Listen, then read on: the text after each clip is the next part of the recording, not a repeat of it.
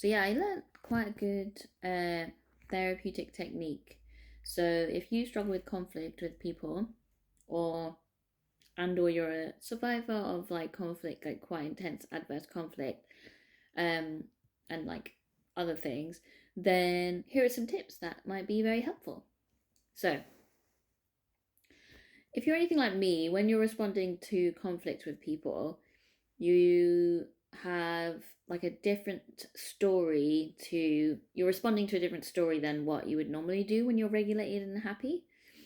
So like normally, let's say with my partner, like I would see him as like awesome and like fun and like chill and like great to hang out with and like my best friend and it's all great. Da, da, da, da. So that is like regulated conflict, right? So like if we had a conflict and I was regulated, I would respond to him with that story, and therefore the conflict would be much gentler and nicer, more manageable.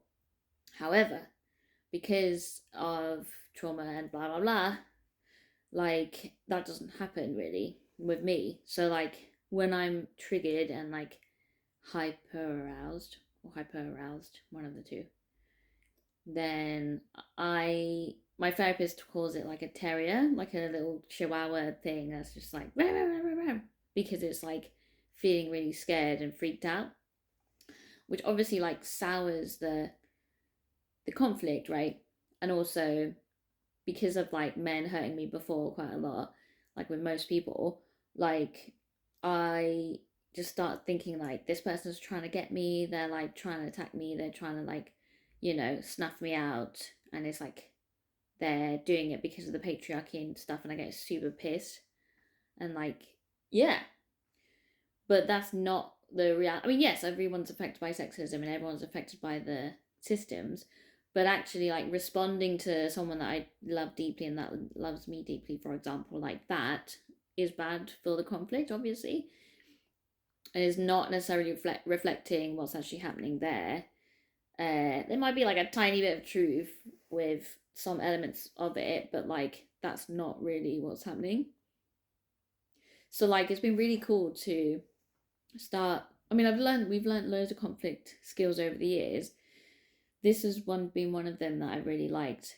I mean, I liked a lot of them, but it's just like, oh yeah, you can immediately use that, and it's like totally changed the interaction.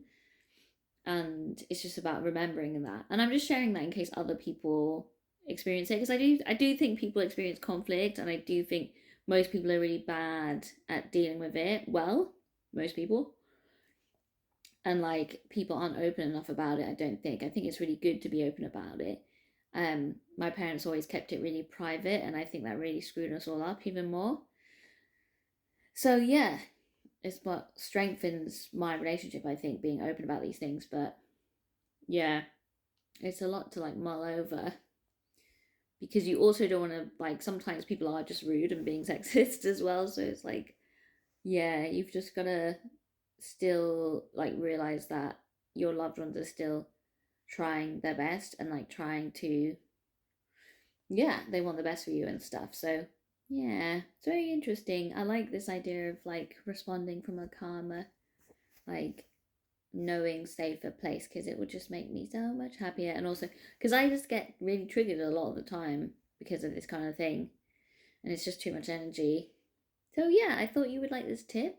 It's a good conflict skill, and I've got loads more, and I've got loads more tips and blah blah blahs that you might like. I'm sure you have a lot to share as well, so do message me. Let's have better conflict. That's awesome, and that is loving conflict.